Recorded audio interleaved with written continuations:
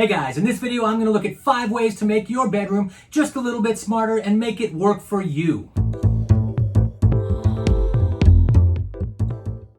Chris Young here from HomeKit Geek, the channel bringing you new smart home content, looking at mostly Apple HomeKit. In this video, we're going to look at the design element, and I'm going to take you through some of the things that I've thought about when designing the smart home in my master bedroom. So before we get into that, let's talk about our goals. So for me personally, I want to create the optimal sleep space. Before we talk about what we're going to do, let's talk about what we're trying to achieve here. So this is going to be a very personal thing, and I realize not everybody will want what I want, and that's totally cool. But this, at least I'm hoping, should give you some ideas of some things you can think about when looking at making your bedroom smarter. The number one most important thing that you need to think about before you get started is what are your goals and how you're going to measure them. So for me, my primary goal is really giving myself the best sleep and then waking up in the morning, right? This is my bedroom, so those are the things I'm focused on. I've tried a lot of different products when measuring sleep, and the one that I have settled on is the Oura Ring. So that's this guy right here. The Oura Ring is it's a completely unobtrusive product. I don't even know it's there. I charge it, every couple of days as I'm going in the shower, and I don't worry about it. It tracks all day long. It tracks my heart rate variability, my heart rate, breathing, all those good things. Gives me all the data I need, allows me to chart it over time and understand my improvements, or those nights when maybe things aren't going so well. So if sleep is the thing we're optimizing, we have to look at what are the things that could interfere with that, right? So obviously we've got light, we've got air quality, and we've got sound, and we've got temperature, right? So those are the things really that we're going to look at. From a smart home perspective, light is one that we have a lot of ways that we can manipulate. Number one, I would highly recommend a IKEA blind or some other smart blind that will automatically just close itself and make sure that you don't have any light leaking in from the outside world.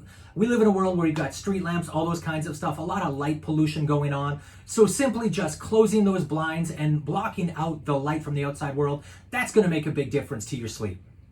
The other thing I would highly recommend doing is looking at circadian lighting. So there are a few different vendors out there. I personally have chosen to go with the LifeX version of this, but it's also available with Philips Hue, with Nanoleaf, as well as applications like Follow the Sun by Matt Corey. So if you're not familiar with circadian lighting, in a real basic sense, what this does is it just resets our natural body clock, tells us when to go to sleep, when we should be tired, and when to wake up in the morning. Living in a northern country where we have daylight savings time and just the overall length of the day in the year as the year goes on, the amount of light changes all year long. So being able to simulate that using smart lights is a really handy thing. So the next thing is sound. I would highly recommend looking at a white noise generator of some kind. And if you're in the Apple HomeKit camp, the Apple ambient sounds are one of the best, in my opinion, that I have tried. For me personally, I've got sensitive ears and I can usually hear the loop in these things. So instead of putting me to sleep, I end up just lying there awake, staring at the ceiling and listening for the loop. Not a good thing. The Apple ambient sounds are quite good. Definitely look into those. From a sound standpoint, I am looking to get at about 40 to 45 dB, even up to 50 with the white noise. Now, again, that might be loud for some people, but having that white noise generation all around me, kind of blanket me in this bubble of sound, make sure that I don't hear any creaks or honking sirens. Any of those things, blocks those all out, so I'm not suddenly startled awake at night. So from an environment standpoint, air is such a critical one in that you're breathing really in this room. You're sleeping, what, 7 to 9 hours, somewhere in there on average, and if you don't do something about that air, you're just breathing recycled air. You might be having pooling of CO2 in there, volatile organic compounds, all those kinds of things. So highly recommend putting in an air purifier and using automation to really turn that thing full blast about a half hour before you go to bed to be able to just clear out that whole room and make it as fresh as possible.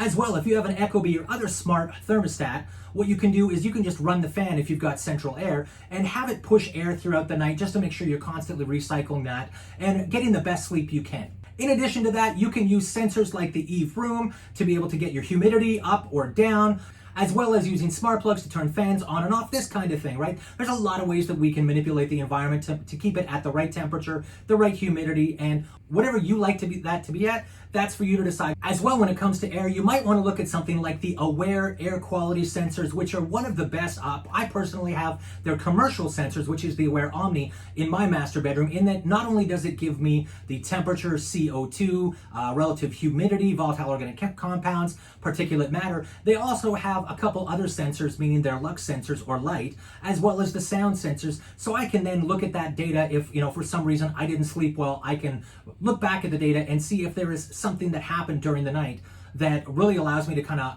read through and correlate these patterns. So for those who really want to take your sleep space to the next level, definitely look at the 8 Sleep Pod Pro, which I did a review to, so I'll put that up here. This is a really, really amazing product, and it's only getting better over time as they start getting more data. They're really building out the overall system. The concept is fairly simple. It is a 2-zone bed where you've got a left side and a right side, and you are able to do thermal regulation, which means you can adjust the temperature up and down on both sides independently. So if you sleep really cold and your partner sleeps really hot, either one of those, you can adjust both of those sides of the bed. And during the night, again, leveraging the natural biological process of what your body does during the night, it will then adjust the overall temperature. So where you find yourself in the morning when you're waking up is your circadian lights start coming up properly, just like a natural sunrise. The warmth of the bed starts coming up, and you get out of bed without feeling groggy. Kind of an amazing experience when you get all of this working together. Now, of course, there's other stuff that goes on besides sleeping in the bedroom, and you can use, again, the same smart lights to create an ambiance, set kind of a disco theme if you're into that, whatever. You've got your smart speakers in there. Again, all of those things, still, you can use all the same smart home stuff that you have and any of the tricks that you've learned. But as a sleep space, when you really start to focus these things in together, acting all together and using your measurements from something like your Apple Watch or a Ring, it can start to materially improve your life and your sleep, which is really, for me, what a smart home should be doing. It should be taking care of us. What do you guys think? Is there anything that I've missed? Anything that you would recommend putting in your smart bedroom that I haven't addressed here? Definitely put that in the comments below. I would love to hear from that. And any other ideas that you guys have on just making your sleep space a little bit more comfortable. And with that, right about now, here, YouTube should be showing you some videos they think you might be interested in watching next. See you guys soon.